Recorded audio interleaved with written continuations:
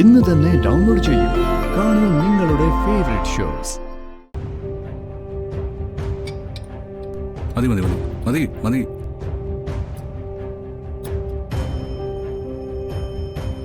എടോ ആനന്ദില്ലേ, ആനന്ദും ഭാര്യ എന്നെ വിളിച്ചിരുന്നു. നമ്മൾ കഴിഞ്ഞ ദിവസം ഒരു ഫംഗ്ഷൻ പോയിരുന്നില്ലേ, അവരെ എന്നെ കുറിച്ച് ഒന്നും ചോദിച്ചില്ല. ചോദ്യം മുഴുവൻ തന്നെ കുറിച്ചായിരുന്നു. അല്ല, വേറൊന്നും അല്ല, അന്നത്തെ ഫംഗ്ഷൻ മൊത്തത്തിൽ താനങ്ങ് ഏറ്റെടുത്തിരുന്നല്ലോ. വലിയ കാര്യമായിട്ട് അവിടെ ചെന്ന് ഞാൻ അങ്ങ് സീറോ ആയിപ്പോയി.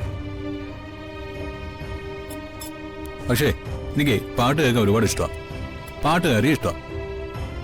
പക്ഷെ ഒരു പാട്ടിന് ഇത്രമാത്രം സ്വാധീനം ഉണ്ടെന്ന് തിരിച്ചറിയുന്നു ഇപ്പോഴാ. എന്താണോ അവരിങ്ങനെയൊക്കെ പറയുന്നത്? രാധിക, തനിക്കിതെന്ത് പറ്റി? ഒന്നുമില്ല, കഴിക്കേ. അതൊന്നും പറഞ്ഞാൽ പറ്റില്ല, എന്തോ പ്രശ്നമുണ്ട്. താൻ കാര്യം എന്താന്ന് പറ. നോക്ക്, ചെറിയമ്മ എന്തെങ്കിലും കുഴപ്പമുണ്ടാക്കിയോ? അത് ഏട്ടത്തി എന്തെങ്കിലും പറഞ്ഞോ? അതെന്താ വരുൺ, ഈ കുടുംബത്തിൽ ആരുടെ മുഖം വാടിയാലും ചെറിയമ്മയെ കുറിച്ചാണോ അന്വേഷിക്കുന്നത്? അതാണല്ലോ നിങ്ങളുടെയൊക്കെ ശീലം. അപ്പൊ പിന്നെ അന്വേഷിക്കാതെ എങ്ങനെയാ? എന്നാ പിന്നെ ഞങ്ങൾ എന്തെങ്കിലും കുഴപ്പമുണ്ടാക്കിയോന്ന് അവള് പറയട്ടെ. അവളത് പറയില്ല ചെറിയമ്മേ.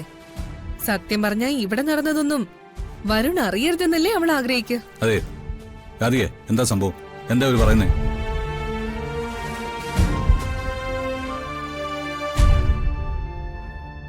എടോ, ഞാൻ ചോദിച്ചു കേട്ടില്ലേ?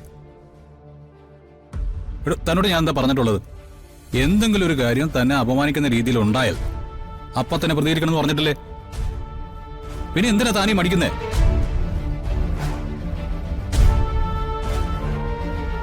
നിന്റെ വാക്ക് രാധിക കേൾക്കണമെങ്കില് അവള് പ്രതികരിക്കേണ്ടത് ഞങ്ങളോടല്ല, അവളുടെ അച്ഛനോടും അമ്മയോടും. എന്തായാലും നീ തേടി തേടി കണ്ടുപിടിച്ച ബന്ധം കൊള്ളാൻ വരും. കള്ളന്മാരുടെ കുടുംബത്തിൽ നിന്നൊരു സംബന്ധം. മതി, നിർത്ത്.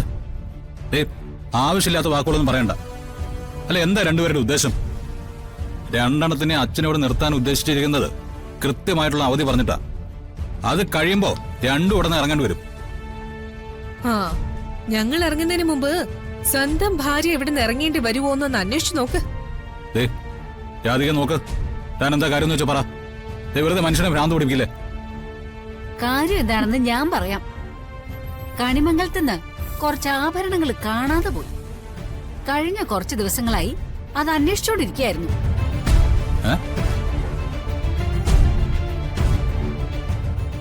ഇന്നത് കണ്ടെത്തിയത് എവിടുന്നാണെന്ന് അറിയാവോ?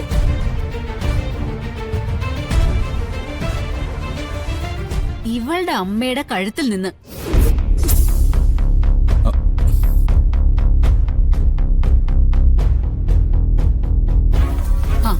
ബാക്കി അറിയണ്ടേ നിനക്ക്?